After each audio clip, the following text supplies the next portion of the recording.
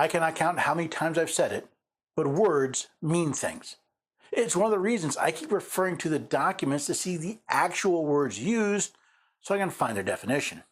In the case Garland versus VanDerStok, the issue seems to come down not just to what the definition of a firearm is, but who gets to decide it. What seems to be forgotten in the oral arguments is the fact that an arm, by any other name, is still protected by the Second Amendment. So we'll look at this case next on the Constitution Study.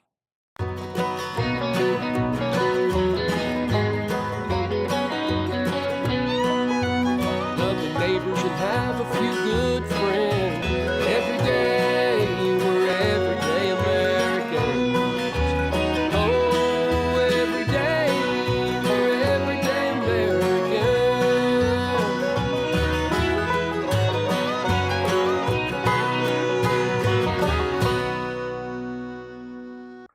Hello there, everyday Americans. Paul Engel here with the Constitution Study, where we read and study the Constitution. Teach, Rise, and Generation Be Free. I'm glad you could join me today. This comes down to, well, words. And what do they mean? And who gets to define what they mean when we apply them to laws? And of course, there's a lot of words that are not used. So it's just going to be an interesting case. Now, if you want to find out more, if you want to find all the links to my references, we can find the written article on the website constitutionstudy.com. I'll talk more about the website and some other items you can use to help your study at the end of the episode. But for now, let's take a look at Garland versus VanDerStok. As in almost any other Supreme Court case, there are specific questions that are presented to the court for decision. From the petition for certiorari in Garland versus VanDerStok, we read, the questions presented are whether a weapon parts kit that is designed to or may readily be completed, assembled, restored, or otherwise converted to expel a projectile by the action of an explosive is a firearm regulated by the Act, and whether a partially complete, disassembled, or non-functional frame or receiver that is designed to or may readily be completed, assembled, restored, or otherwise converted to function as a frame or receiver is a frame or receiver regulated by the Act. Before we get into the oral arguments from the two parties, I want you to notice something from the questions presented, specifically whether parts from the Code of Federal Regulations are regulated by the Gun Control Act of 1968. There's another consideration to discuss before getting into oral arguments about the constitutionality of the Gun Control Act Congress passed back in 1968. That's Title 18 of the United States Code, Chapter 44. As General Prelgar notes, Congress established several requirements as part of the law. The question no one is asking in this case is, did Congress have the constitutional authority to create such legislation? In Section 921, labeled as definitions, Congress tried to tie the legislation to their power to regulate interstate commerce. The term interstate or foreign commerce includes commerce between any place in a state and any place outside of that state or within any possession of the United States, not including the Canal Zone, or the District of Columbia, but such term does not include commerce between places within the same state, but through any place outside of that state. This term state includes the District of Columbia, the Commonwealth of Puerto Rico, and the possessions of the United States, not including the Canal Zone. Now, the terms interstate or foreign commerce are important since Article 3, Section 8, Clause 3 delegates to Congress the authority to regulate commerce with foreign nations and among the several states and with the Indian tribes. Now, keep these two acts in mind as we'll be discussing them later. As the petitioner, Attorney General Garland's attorney, Solicitor General Elizabeth Prelgar, is first to present her oral argument. Mr. Chief Justice, and may it please the Court, the Gun Control Act imposes straightforward but essential requirements. Firearm sellers and manufacturers must mark their products with serial numbers, maintain sales records, and conduct background checks. The industry has followed those conditions without difficulty for more than half a century, and those basic requirements are crucial to solving gun crimes and keeping guns out of the hands of minors, felons, and domestic abusers. The Gun Control Act does claim to impose requirements on the sellers and manufacturers of firearms. It also defines what is a firearm, which we'll get into later. But in recent years, companies like the respondents here have tried to circumvent those requirements. They've begun selling firearms as easy-to-assemble kits and frames and receivers that require minimal work to be made functional. They've advertised the products, in their words, as ridiculously easy to assemble and dummy-proof, and touted that you can go from opening the mail to have a fully functional gun in as little as 15 minutes. No serial number, background check, or records required. The problem, as Mr. Garland claims, is that people have been manufacturing things that are not firearms but can be made into firearms.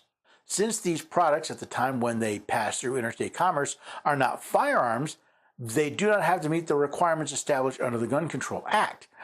General Preliger argues that even though these kits do not meet the definition of firearms in the law, they are dangerous and should be labeled firearms. Those untraceable guns are attractive to people who can't lawfully purchase them or who plan to use them in crimes. As a result, our nation has seen an explosion in crimes committed with ghost guns. While the news has been proliferating the idea that these privately made firearms, or PMFs, what General Preliger refers to as ghost guns, are popular among criminals and their use in crimes have exploded, I've seen very little actual data to prove that. For example, in the ATF's crime guns recovered and traced within the United States and its territories, we read, law enforcement agencies recovered and submitted 37,980 suspected privately made firearms, PMFs, to ATF for tracing between 2017 and 2021. Now, first of all, just because a firearm is submitted to the ATF for tracing does not mean it was used in the commission of a crime. Compare the 37,980 PMFs submitted to the ATF with the 1,922,507 total firearms submitted during the same time frame, and you'll see they represent just under 2% of all guns submitted to tracing. The ATF claims the dramatic rise in trace submissions involving PMFs reflect both increased criminal use of the firearms and enhanced awareness among law enforcement that ATF will process trace requests for PMFs. However, they seem to ignore both the fact that privately made firearms have grown in popularity, along with ATF's own fear-mongering campaign regarding ghost guns. Let's go back to General Preliger's argument. In the face of that public safety crisis, ATF promulgated this rule to underscore 2 points about the Gun Control Act's plain text. Notice the law has not changed, but ATF promulgated a rule. This is important for 2 reasons. First, a rule from an executive agency is not and cannot be law, since all power for making law is vested in Congress, Article 1, Section 1. Second, agency rules are not listed as part of the supreme law of the land under Article 6, Clause 2. This tool will be an important part of our discussion later. First, a weapon parts kit that can readily be converted to function as a gun with common tools, often in under an hour, is a covered firearm. Says who? It certainly isn't Congress or the people they represent. Rather, it's a group of bureaucrats who claim that a parts kit is a covered firearm. That's something those bureaucrats are not authorized to do. Second, a product is a frame or receiver under the Act, even if the buyer must drill a few holes or remove a few superfluous pieces of plastic to make it functional. Again, says who? Because according to the respondent in the case of City of Syracuse versus ATF, the agency stated that unfinished receivers did not meet the statutory definition of a firearm. Both of those points are consistent with how ATF has interpreted and implemented the Act across 5 decades and 11 different presidential administrations. If the respondent is correct, that statement is not true. They claim that just a few years ago, the ATF stated the exact opposite. Besides, does a wrong decision become right simply because it was followed for a long time? Respondents now seek a sea change in the Act scope. They claim that if a firearm isn't 100% functional, if it's missing just one hole that could be drilled in seconds and immediately assembled into a working gun, that product can be sold to anyone online with no background check, no records, and no serial number. As we'll see in the respondents' oral arguments, they claim it's the ATF that's seeking a sea change in the scope of the Gun Control Act. That contradicts the Act's plain text, and it also contradicts common sense. This court should make clear that the Act regulates these products as what they are, firearms and frames and receivers of firearms. I welcome the court's questions. The Attorney General may believe that the respondent's position contradicts the plain text of the Act, but the plain text of the Act contradicts the Constitution of the United States. Now, before I sum this all up, let's look at the other side.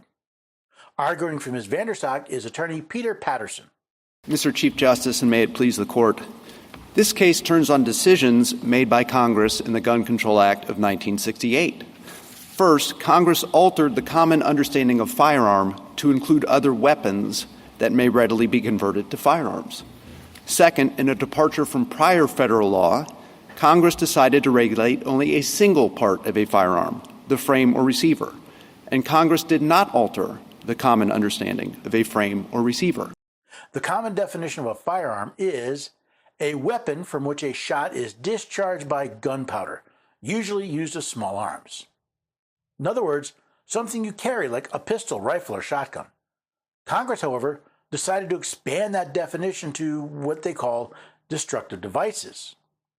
The term destructive device means any explosive, incendiary, or poison gas, bomb, grenade, rocket having a propellant charge of more than 4 ounces, missile having an explosive or incendiary charge of more than 1/4 ounce, mine, or device similar to any of the devices described in the preceding clauses.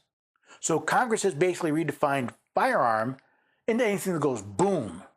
But notice, Congress didn't call them firearms. They redefined destructive devices as firearms. But according to Ms. VanDerStok, there's more. ATF has now exceeded its authority by operating outside of the bounds set by Congress. One, ATF has expanded the definition of frame or receiver to include items that may readily be converted to a frame or receiver. And two, ATF has expanded the definition of firearm to include collections of parts that are not weapons and that do not include a frame or receiver. This is where language gets tricky. You see, the law states that a firearm is a weapon that will or may be readily converted to express a projectile. The law also states that a frame or receiver of such a weapon is also a firearm, but the readily converted is applied to the weapon, not the frame or receiver, which is the serialized part of many of these weapons. Some concern has been raised about circumvention, but of course complying with a statute is not circumventing it. And as this court said in Abramski, which has already been referenced, Congress in the Gun Control Act did not seek to pursue its purposes of controlling access to firearms to the nth degree. And notably, Congress did not regulate the secondary market for firearms. And that secondary market is a much bigger source of firearms for criminals than privately made firearms. Here, Mr. Patterson deals with some of General Prelogar's assertions. First, he asserts that companies were trying to circumvent the law by complying with its specific language. He also questions the assertion that these personally made firearms are a major source of weapons for crime. There also has been questions raised about the agency's prior practice. There definitely has been a sea change by the agency here. The agency projected that its rule would put 42 out of 43 unlicensed manufacturers out of business. And what the agency said in the Syracuse litigation was they said an unfinished frame or receiver does not meet the statutory definition of firearm simply because it can be designed to or can readily be converted into a frame or receiver. That's the exact standard they've now adopted. It seems quite obvious from ATF statements that their goal is to put these manufacturers out of business. Was that the goal ATF was given when it was created? As stated before, Mr. Patterson points to a previous case where the ATF stated that unfinished firearms or receivers do not meet the statutory definition of firearm. So who is trying to change the rules? Ms. VanDerStok or the ATF? Instead, what they looked at was whether critical machining operations had taken place. And to be clear, we have no quarrel with that prior practice. We have raised as alternatives, one, something has to be completely machined, or two, the critical machining operation test. And the latter we submit is more consistent with the statutory language and solves the machine gun problem. Because if you say in the machine gun provision, a frame or receiver is also regulated, and if one hole is all that separates a semi-automatic receiver from a machine gun receiver, it's hard to see how the readily standard would not also be applied there. I welcome the court's questions. Which brings us to the crux of this matter. What does the word readily mean? According to Merriam-Webster's Dictionary Online, readily means without much difficulty. Yet, as I understand it, these unfinished receivers are also known as 80% receivers, since only about 80% of the machining has been completed. How readily does that make them? Now, while most of the time was spent on questions, in this case, there are only a couple of questions from Justice Alito I'd like to discuss here. If I show you, I put out on a counter some eggs, some chopped up ham, some chopped up pepper and onions. Is that a Western omelet? No, because again, those items have well-known other uses to become something other than an omelet. The key difference here is that these weapon parts kits are designed and intended to be used as instruments of combat, and they have no other conceivable use. A lot of time was spent on when does a part become a frame or receiver, and there were many examples and analogies.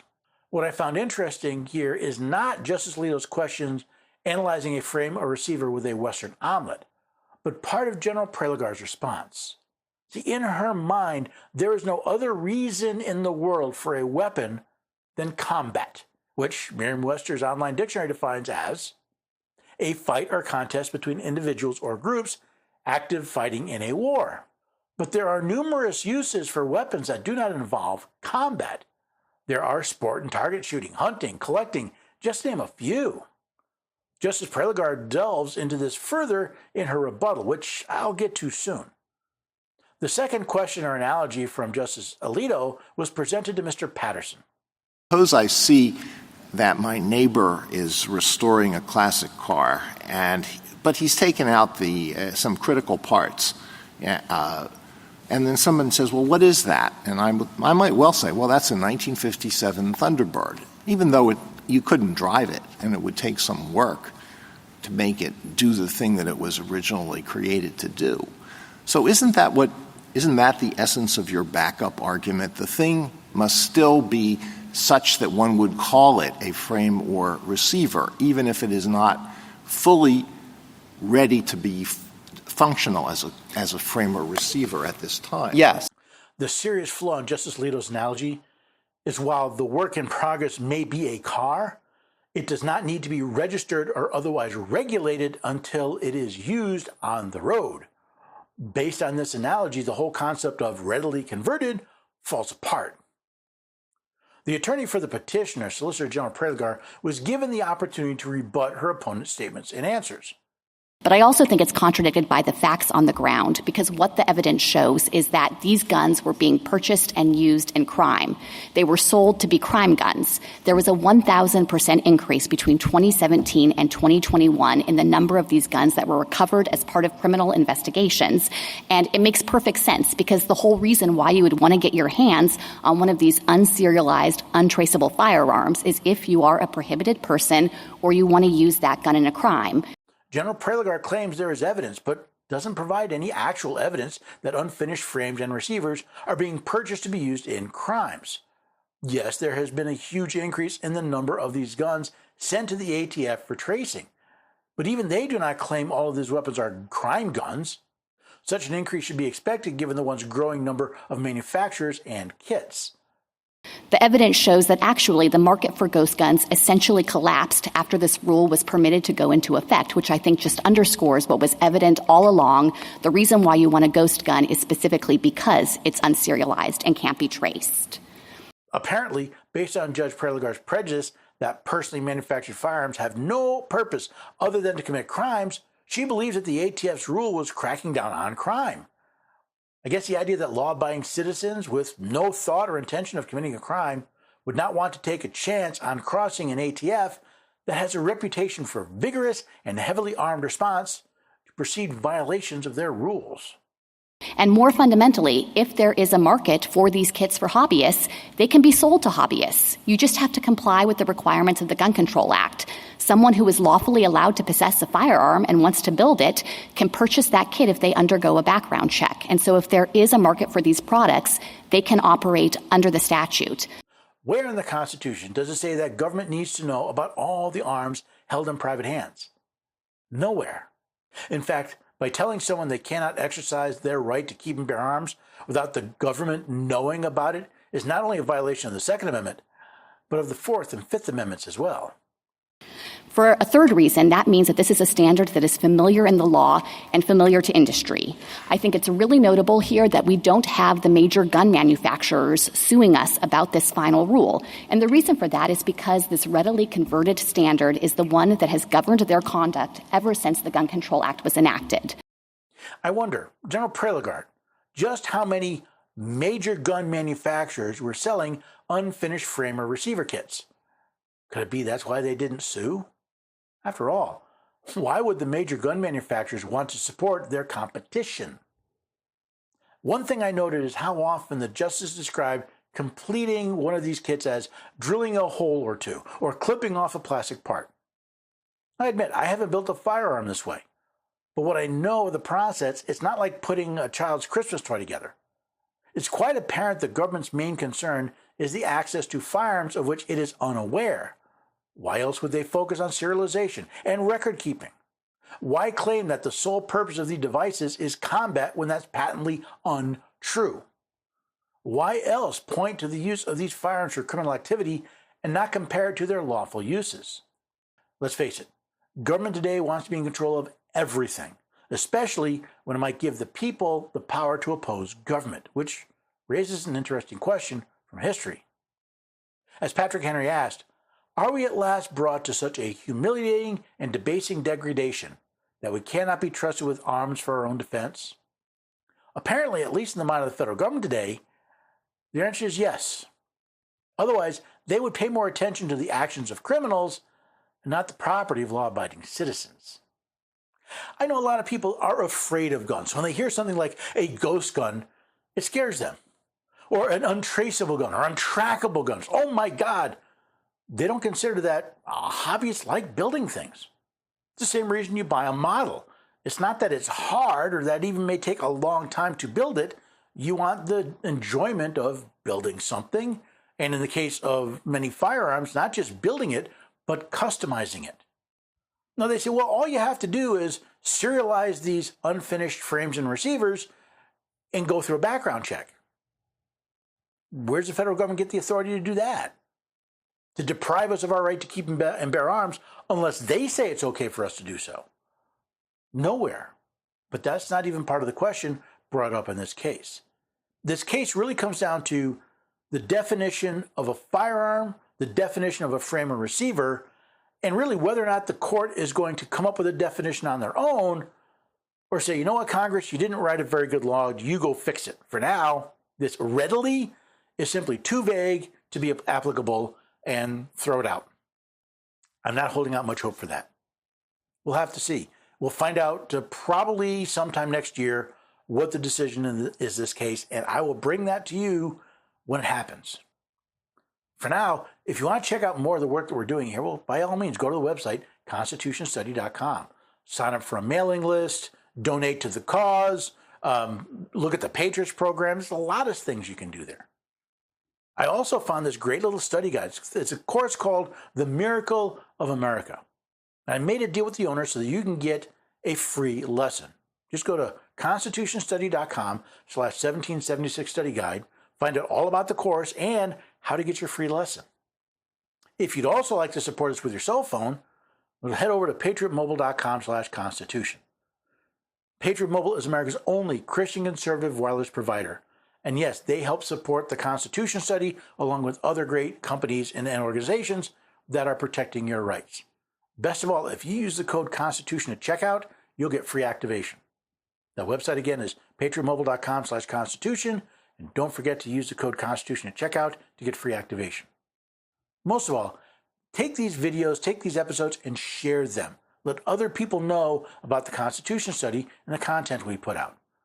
Hopefully they'll join us here the next time we get together for the Constitution Study.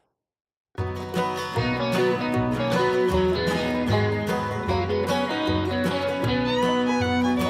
the neighbors and have a few good friends.